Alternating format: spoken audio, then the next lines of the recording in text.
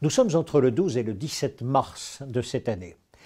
Vous savez que dans ces journées-là, quelque chose d'important va arriver. Ce jour-là d'ailleurs, avec vos collaborateurs, il est 20 h ou quelques minutes après 20 h, le président de la République va parler, Emmanuel Macron annonce un confinement illimité. Il n'y a pas de date butoir dans ce confinement, la crise démarre.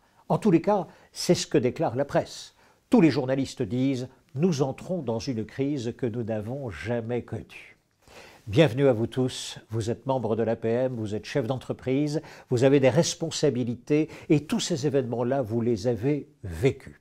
Ce que nous aimerions avec plusieurs experts de l'APM, c'est prendre un mot, le mot « crise », et pouvoir avoir plusieurs regards autour de ce mot pour voir ce que l'on peut en tirer. Il y aura 4 tableaux. Un premier tableau, c'est celui que vous dressera Bertrand Vergely. Lorsqu'on interroge ce philosophe, ce normalien, et qu'on lui dit « mais si nous prenons les temps que nous vivons et si nous prenons le mot « crise », qu'en penses-tu » Bertrand répond « il faut partir dans l'Antiquité ».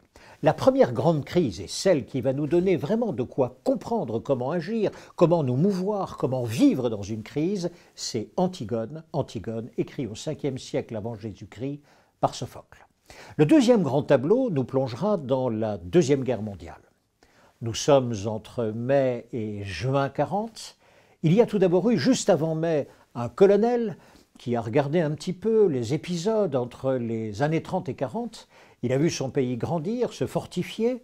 Et puis, quand le chaos arrive, quand la dévastation s'installe, que le gouvernement s'installe à Bordeaux et que le blanc-seing est donné au maréchal Pétain pour qu'il puisse négocier l'armistice avec l'ennemi, lui-même a une autre réflexion, il a une autre attitude, il a d'autres principes qui vont contre les principes officiels, contre ce qui est décidé par le gouvernement. Il s'appelle à ce moment-là le général de Gaulle. Un homme s'est penché sur le management du général de Gaulle. Vous le connaissez bien, c'est un expert APM, c'est Bruno Jarosson.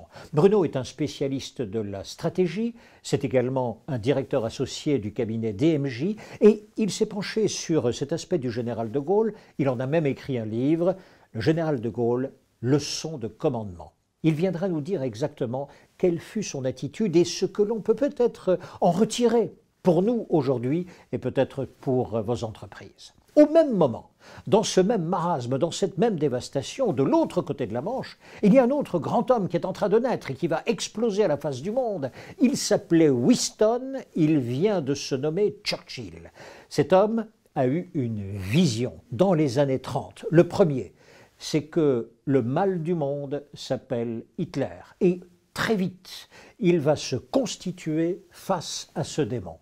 Lorsque le moment est venu, il entraînera tout son peuple, les Britanniques, à la fois vers une résistance farouche et vers une détermination exemplaire. Comment a-t-il fait pour entraîner toutes celles-là, tous ceux-là, vers ce destin-là avec une très très forte détermination qu'il incarne d'ailleurs? L'expert qui viendra se pencher sur Churchill est un spécialiste des civilisations anglo-saxonnes. C'est un ancien enseignant et chercheur à Oxford. Vous le connaissez parfaitement. Il s'appelle Christian Mongeau.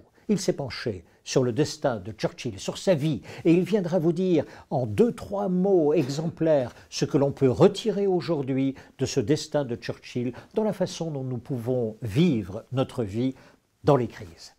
Et puis nous aurons Bruno Marion. Bruno Marion, vous le connaissez, lui aussi c'est un expert APM. Bruno c'est d'abord un ingénieur physique, mais c'est surtout une personne qui explore 2 mondes. Un monde intérieur, par la méditation, par l'introspection, et un monde extérieur. Il lit une centaine d'ouvrages par an sur le monde, il s'interroge en permanence, il s'interroge sur ce monde qui nous paraît de plus en plus bizarre, qui nous paraît de plus en plus bazar, qui nous paraît chaotique.